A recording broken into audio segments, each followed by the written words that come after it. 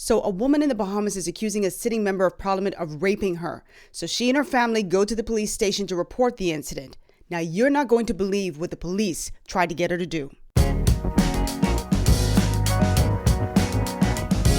So welcome back to the channel. Kudos to the Tribune newspaper, the Tribune News Network in Nassau, for breaking this story earlier this week. For those of you who are not in the know, and of course, if you're outside of the Bahamas, you wouldn't be aware of this story. But a woman on a family island went to the police to report a sitting MP for raping her. Now, it isn't just rape that she says, and these are all allegations at this point, of course, because this sitting member of parliament has not been charged. And for those of you who don't know what a sitting member of parliament is, it's basically like in America, your congressperson, your congressman. So imagine a woman comes forth and says a congressman has assaulted her, has raped her, has abused her. That's the equivalent here. So this is big news back home. So the woman's name is being withheld because she is the alleged victim in this case. And of course, the member of parliament's name is being withheld as well. He's a Progressive Liberal Party MP, which is the ruling party of the day. And his name is being withheld because he has not been formally charged in court. But earlier this week, the Tribune had this big story inside of its paper, and I want to read a little bit. This woman reported this incident to police on April 7th in Grand Bahama, which is our nation's second city. If any of you have heard of Freeport, that's in Grand Bahama. And she alleges that she was assaulted by this man. She was raped by him. These are all allegations. And she says that he threatened her and her family. So let me just say from the get-go a few things. These are allegations. These have not been proven just yet, right? So there is a presumption of innocence until proven guilty. So let's just get that out there, right? But I also take umbrage to the way that an alleged victim is describing her ordeal at the police station when she went to report this incident with her family in tow. This woman is alleging that this man choked her, raped her, and threatened her and her family. She says she's having difficulty eating, she's having difficulty sleeping, she's having extreme panic attacks. Let me just say, while these are allegations, let's just say if they were in fact true, it would be incredibly difficult for a woman, or any victim for that matter, to go to the police to talk about being raped, okay? Now you add power, the power dynamic in this, and it's just a completely different conversation. It's difficult for women to come forward and say they've been raped, period. But to come forward and say you've been raped by someone who is a sitting member of parliament, there's a power dynamic right there. Total power dynamic. So this is not a case of a woman alleging to have been raped by a perfect stranger. No, she told police that she was in a 2-year relationship with this person. This woman also went to New Providence, which is Nassau, with her mother, her aunt, and other family members in tow to the police station to basically report this guy. And the reaction, if you read the report, has just been, I mean, like, I'm over here scratching my head like, huh? Yes, it is an allegation. I'm not going to call her, I personally am not going to call her a victim yet because we don't know what the outcome will be. But at this point, she's the alleged victim. And let's just say she were, in fact, a victim. The response was just, ugh. So let me read a little bit from this article on the Tribune, just so you guys can have some context. She says, this is what she's alleging. He came by my residence. He forced me into my room, ripped off my jeans and underwear, and forced himself on me. Before leaving my residence, he said to me that he came to kill us, but not enough of the family was in the yard. What the hell? After that Tuesday, that Friday, I filed a report. After that Tuesday, that Friday, I filed a report with the police. I was terrified. I very much fear for my life. That's the reason I made the complaint in the first place. And then the woman, I guess she's identified as Miss Rolls, said she met Grand Bahama police officers investigating her complaint 3 times on April 7th, then on Tuesday and Thursday last week. She said initially she was thoroughly interviewed for about 4 hours by a Superintendent Pinder, whom she described as very professional. On Tuesday, she said she met Assistant Commissioner of Police Bernard B.K. Bonamy, who assured her the matter would be investigated. Then she said a Thursday meeting with the police left her believing officers would not charge the Progressive Liberal Party MP with a crime. They gave me the impression that they're going to call him in, warn him. Let me start this again. So let me start this part again, because this is the part that really riled me up. This woman came to the police saying that this person not only abused her, but raped her, right? And this is what the police, according to her, says.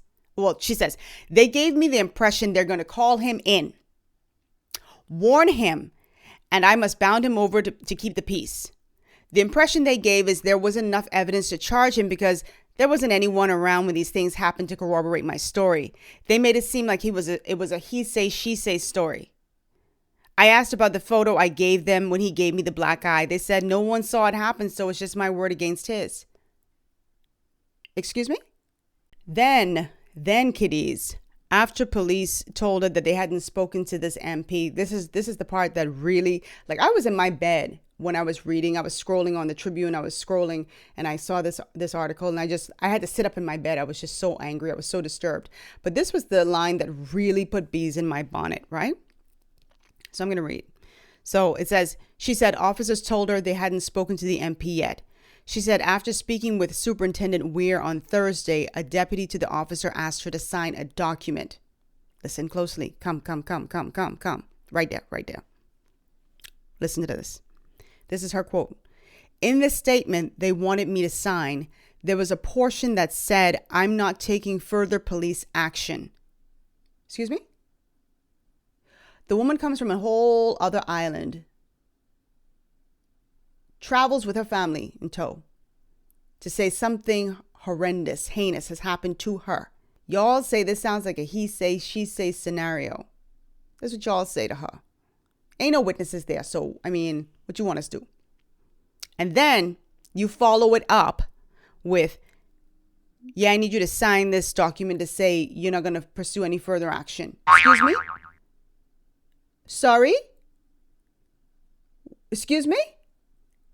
Are y'all processing that? So thank God this gal had the wherewithal, the presence of mind to say, I ain't signing that, baby. Take that line out.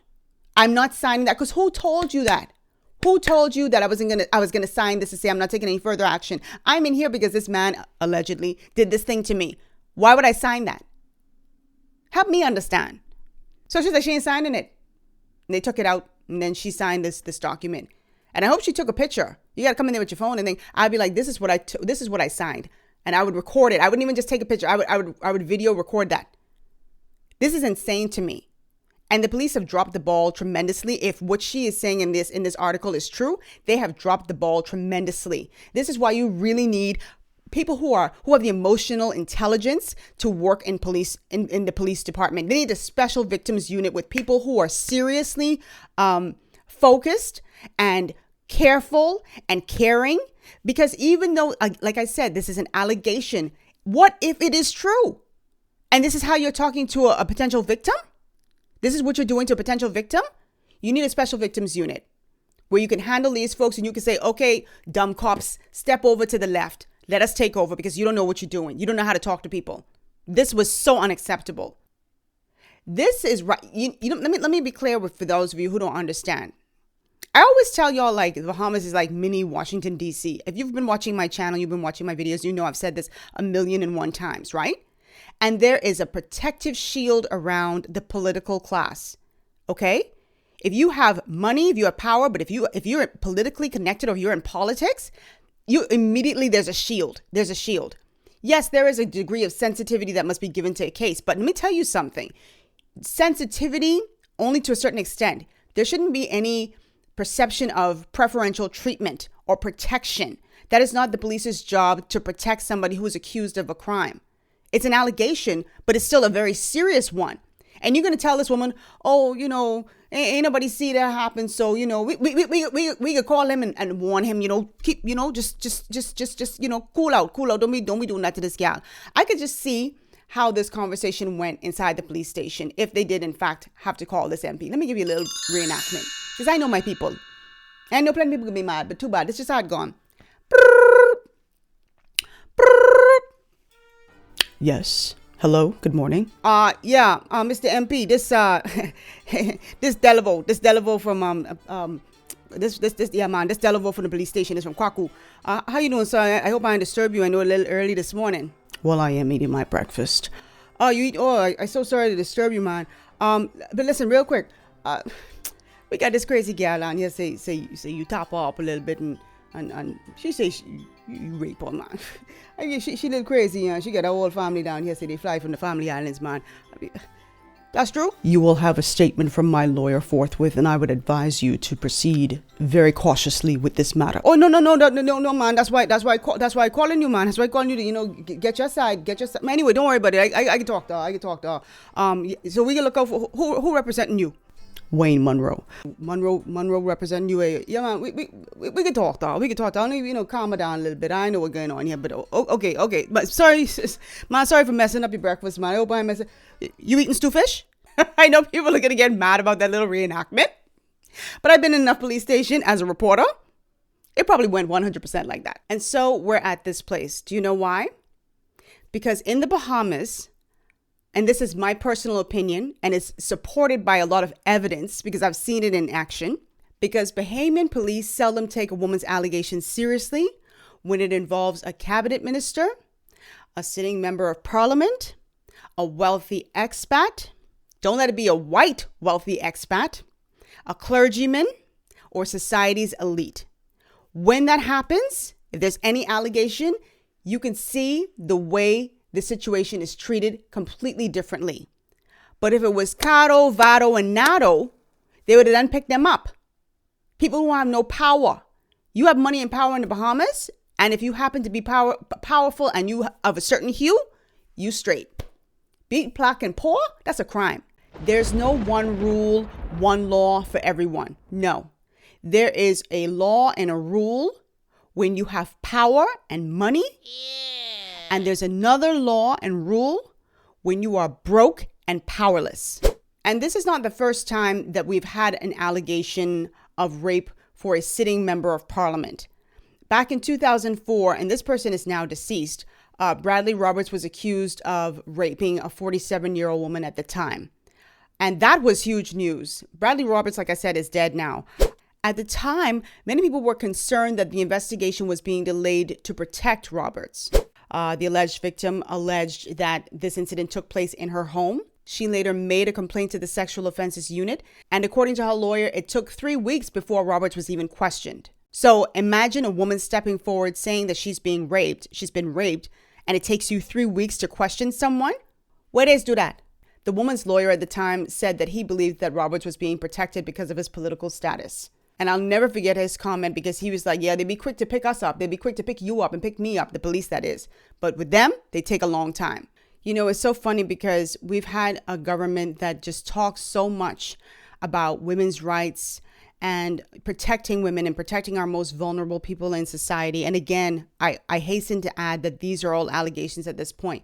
But allegations are either true or they're false. And if these allegations are in fact true, this is so sad. This is so very sad. We've had so many governments who have talked about protecting women, protecting women's rights. And I feel like Bahamian women are like second-class citizens in their own country. And this is another proof of that. And if you are a Bahamian and you are poor, you're third and fourth-class citizen in your own country. Real talk. Anyway, we will be watching. I certainly will be watching. This news is not going to die down anytime soon. And I again give props to the Tribune. This is, for even publishing this story, because I've worked in organizations in the Bahamas where this story would have been killed with 3 T's at the end. You understand? They would have never, ever allowed us to print this. Ever. So kudos to the Tribune. And it's at times like this that I really miss Ivan Johnson and the Punch. I used to work for the Punch. I really miss them because they were real watchdogs and called it as they saw it. I will be watching this story, and I will definitely be reporting on this story. Next week, I'm going to have a special guest on, and we're going to unpack all this because, of course, there are going to be new developments, but we're going to talk about so much more pertaining to women's rights and the way women are treated. The most vulnerable people in the Bahamas are treated in the country. And I am just so excited to have this person on, and I just cannot wait for you guys to hear this person. I'm not going to say the gender. I'm not going to say anything. Just tune into my channel next week so we can have this conversation. I hope it all works out for everybody involved. Again, these are allegations, but we're going to see what happens. I'll see you guys next week. Mwah.